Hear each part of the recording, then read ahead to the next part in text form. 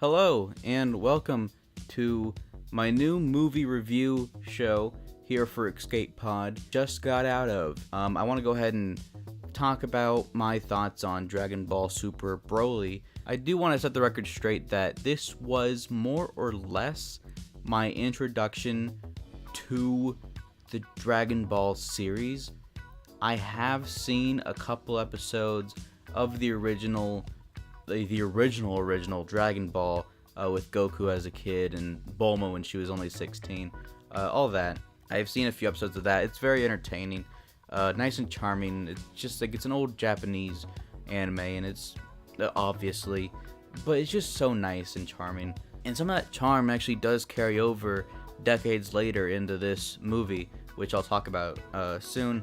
I do want to say that if you're new to the series, the first 15 or so minutes of this movie is a little bit overwhelming. It would have helped had I have had a bit of background in the series for the movie overall, but really only the first 15-20 minutes of the movie I felt like I needed to understand the Dragon Ball universe. But after that, everything settled in, and it actually kind of felt like I did know the Dragon Ball universe, because it reintroduces some of the characters very well, and there's a lot of character development just in this movie alone that lets you know what these characters are like, so you don't really need a lot of background, and it is very beginner friendly for Dragon Ball viewers, or non-Dragon Ball viewers I should say. This was just a very good movie in its own merits. The reason I saw it is because I just really felt like a movie this evening, and this was the most exciting thing playing that I hadn't seen yet, and I heard so much about Dragon Ball's excellent fight scenes, which this movie does deliver on. Some of the most beautifully animated fights I've ever seen are in this movie, and the first half of the movie doesn't quite have as much, beautiful sequences as I was hoping for, and I was beginning to wonder if I'd get much of it at all. But as soon as the Goku and Vegeta meet this Broly character who was introduced in this movie, I believe, and I believe we'll be sticking with the series from now on, but I can't confirm that. As soon as these three characters collide, that's when this movie just becomes one of the most exciting animated movies I've ever seen in a long time. It's beautifully crafted, and the fights are better than some live action movies. Every punch and block and superpower that these Saiyans have, it's every last bit of it is very satisfying and packs a punch. And it's just so much fun to see the variety and locations they fight in. Like, the majority of it is in this very frozen over Arctic land, but they're punching each other through mountains, and like one moment they're outside of the mountains, the next minute they're going through the mountains, and then they go through the ground and they end up like near the Earth's core in lava, and like they swim in the lava and they do just fine in it, and like they can still see each other through it. And I just thought that was so over the top and crazy, and it's what I wanted out of this movie. And my favorite part of the whole movie, and I actually heard people like in awe of this part, was very briefly they cross over to another dimension in this movie, and it's not explained. And I don't know if it ever is explained in the Dragon Ball universe, if like they only cross over in this other dimension when there's a epic fight or whatever.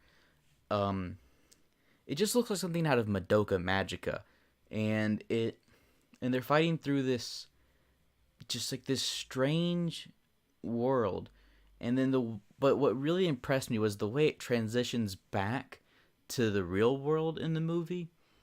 Like, they're just fighting through this surreal alternate dimension, and then when it transitions back into Earth, where most of the movie does take place on Earth,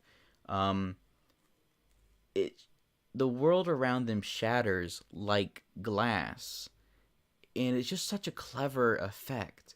that I liked it a lot, and I actually want to see this movie again now because of how much I enjoyed it just visually with the fights.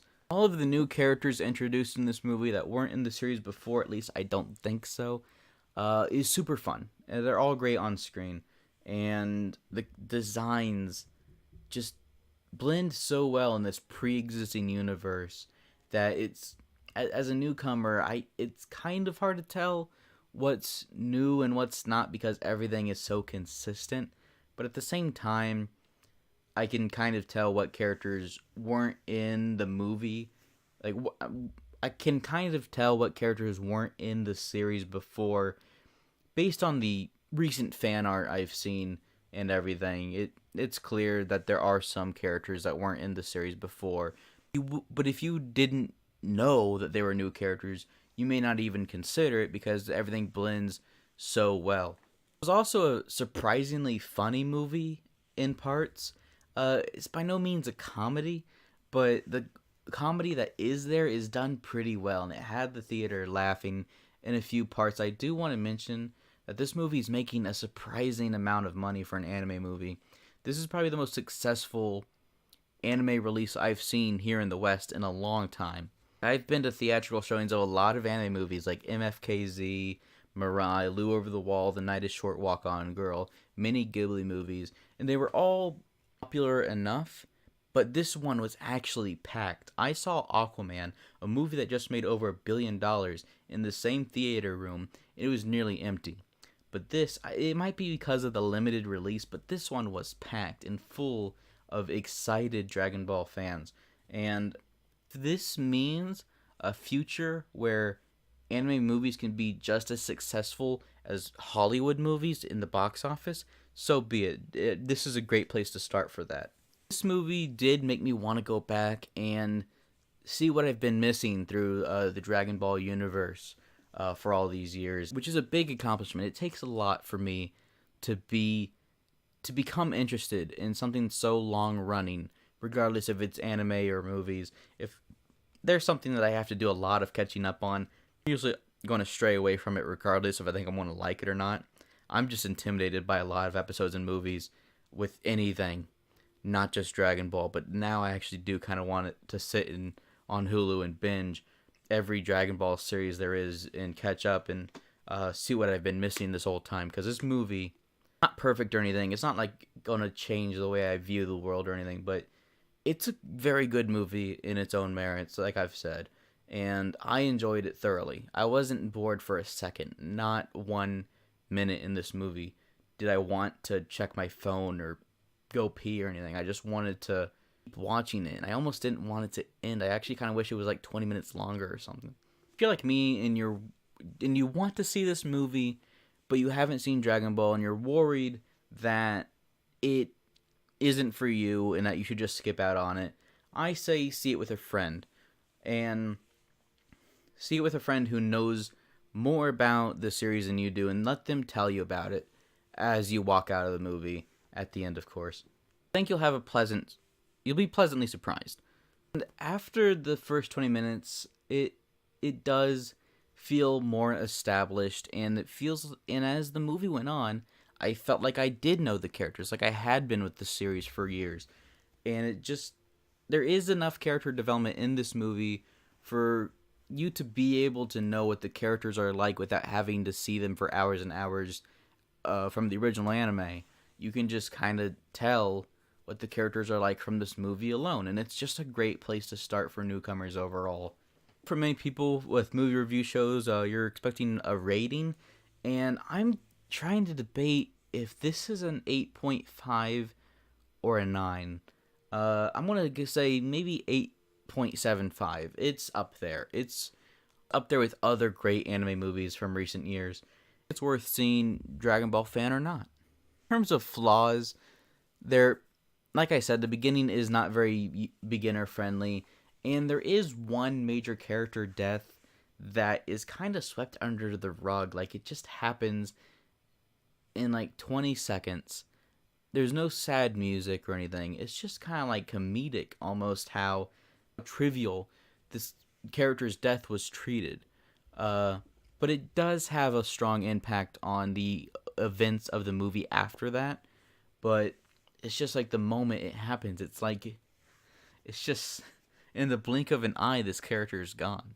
I'm very glad I decided to see this movie, and thank you for listening to the first episode of Just Got Out of. I'm Jonathan, and if you want to hear more of me, I do a podcast right here on this channel called Escape Pod. I do it with my friend from high school. We talk about whatever, and we invite on special guests every now and then. So subscribe if you want to hear more movie reviews, and check out our other stuff. I'd really appreciate it.